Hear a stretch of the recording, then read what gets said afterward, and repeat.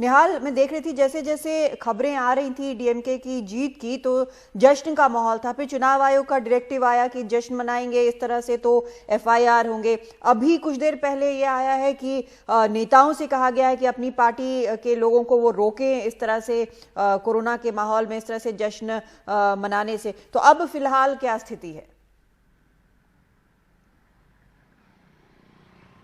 देखिए, आपने जो कुछ भी कहा उसका नतीजा ये है कि डीएमके हेडक्वार्टर्स के से थोड़ी को जोड़ने वाली ये जो गली है उसके बाहर मैं खड़ा हुआ हूँ, इसलिए कि अब से थोड़ी देर पहले तक वहाँ पर जश्न का माहौल था, जैसा कि हमने दिखाया और ये कहते हुए दिखाया कि कोर्ट का आदेश है कि ये सब नहीं होना चाहिए। और जब कोर्ट ने और इलेक्शन कमीशन ने सख्ती की, उसके बाद हमें जो सूचना मिली है उसके मुताबिक स्थानीय एसएचओ के खिलाफ कार्रवाई भी हुई है। और उसके बाद हमने देखा कि कई सारे पुलिसकर्मी यहाँ पर आए और डीएमके के जो सुप्रीम नेता हैं अभी स्टालिन, उनकी तरफ से एक अनाउंसमेंट करवाया गया कि कोई भी शख्स अब हेडक्वार्टर्स के अंदर नहीं होगा। तो मीडिया के साथ साथ जितने भी लोग वहाँ पर जश्न मना रहे थे उन सबको बाहर किया गया। और उसके बाद डीएमके हेडक्वार्टर्स को जाने के जो 3 रास्ते हैं, एक ये है और 2 पीछे की तरफ है, सभी रास्तों को सील कर दिया गया है और वहाँ पर पुलिस का बंदोबस्त भी है, किसी को भी नहीं जाने दिया जा रहा है। इसलिए कि लोग जब पहुँचते हैं तो वो बिल्कुल नियंत्रण से बाहर हो जाते हैं। जो कार्डर है वो कुछ ऐसा ही होता है। और ऐसी सूरत में यहाँ पर काफ़ी पटाखे आतिशबाजी हुई, पटाखे चले, लोगों ने डांस किया।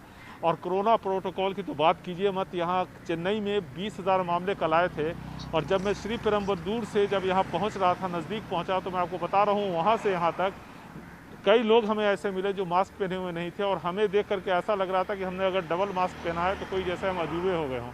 तो इस तरह की फीलिंग थी। लोग पता नहीं अब भी परवाह नहीं कर रहे हैं, इतने हालात ख़राब हैं।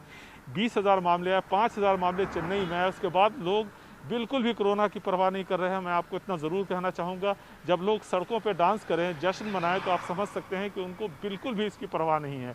अभी देखिए, 2 लोग जा रहे हैं, एक के चेहरे पे मास्क नहीं है, एक ने आधा मास्क लगाया हुआ है। तो ये हालत है यहाँ पे।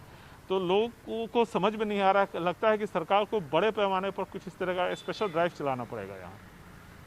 बिल्कुल निहाल, और सरकार को ही जिम्मेदारी लेनी होगी, लोगों को बताना पड़ेगा, कुछ सख्त कार्रवाई भी करनी पड़ेगी, तभी शायद लोगों को ये समझ में आएगा कि मास्क लगाना कितना ज़रूरी है। शुक्रिया आपका इस तमाम जानकारी के लिए। चुनाव आयोग जो कि लगातार आलोचनाओं का शिकार हुआ है, वो भी आज सक्रिय हुआ है। तमाम चीफ सेक्रेटरीज को चिट्ठी लिखी गई है, कहा गया है कि जो विजय जुलूस हैं उनको ना निकाला जाए आज के नतीजे आने के बाद।